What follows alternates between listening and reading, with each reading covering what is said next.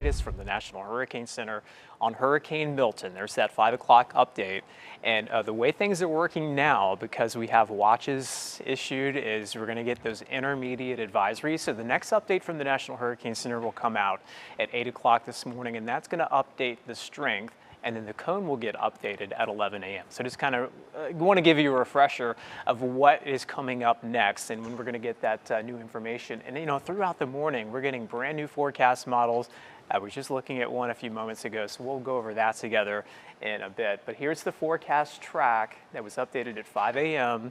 And we haven't seen a whole lot of change with this. We do expect it to rapidly intensify into a Category 4 hurricane. It's in a pretty pristine bubble there in the Gulf of Mexico for strengthening, and so that's why the National Hurricane Center is so aggressive with this powering up. By Tuesday afternoon at 2 o'clock, we're looking at winds at 145 miles per hour. There's some indication that as it moves closer and closer to the coastline that we could see the strength leveling it off, if not weakening. I wouldn't go to the bank with that. I don't think that's a guarantee. We should prepare for a major hurricane making landfall near or very close to Southwest Florida, and we will see impacts, even if it takes a track farther north up closer to Tampa.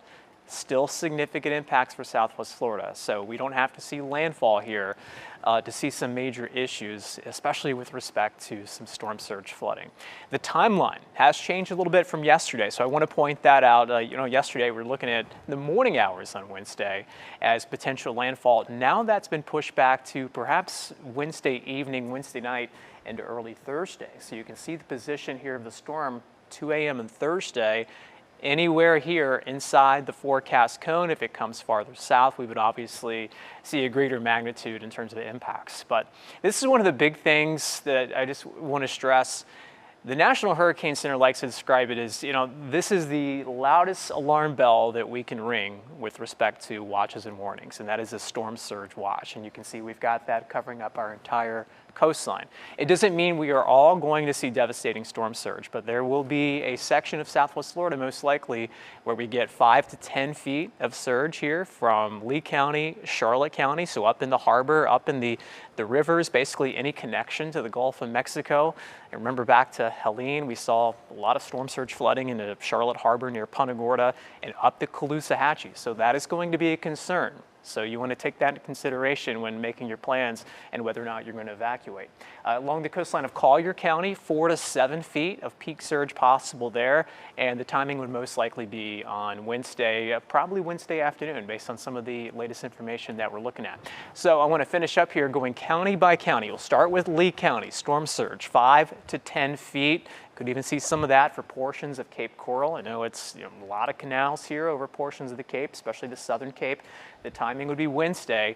As far as the winds, it's possible we could see hurricane force winds, 74 to 100 miles per hour. Wednesday's the day that we're looking at that, probably Wednesday afternoon, Wednesday night, 4 to 7 inches of rainfall, and also widespread power outages possible across portions of Lee County. For Charlotte County, including the harbor here and up to DeSoto County, as far as the surge goes, mainly focused on Charlotte County, 5 to 10 feet of water above ground level, winds between 75 and 110 miles per hour possible.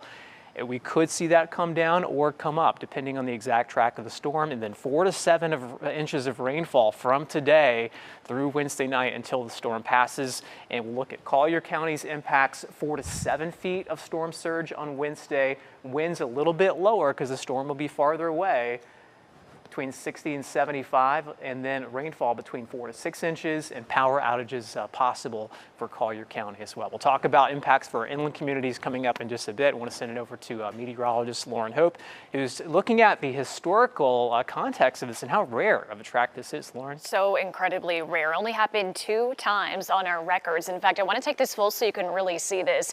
It's only happened where we've seen 2 hurricanes that have developed in the southwest Gulf and then made landfall in Florida. It happened in 1888 as well as in 1859. So it's something we haven't seen in a very long time, which is what makes Milton so rare. Also, the small, compact size of Hurricane Milton, it is only 200 miles wide, and with an average width of a typical hurricane, you're talking closer to 300 miles. Now, this will not likely be the case for the entire lifespan of Milton. We expect it to get larger. In fact, take a look at those tropical storm force winds highlighted in yellow here. Those could extend over over 100 miles outside of the storm. We expect those hurricane force winds to stretch at about 40 to 50 miles from where that makes landfall at this point. Something from the National Hurricane Center, shear could help transition Milton to become a large hurricane at landfall. So we expect this to eventually work into the northern Gulf, where there is this pocket of very high shear.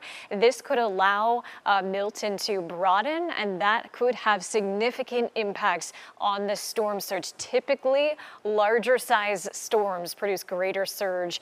Meanwhile, lower surge values are more common with smaller and weaker hurricanes, and Milton is going to be anything but weak, well on its way to a Category 4 hurricane. More team coverage coming up in just a few minutes.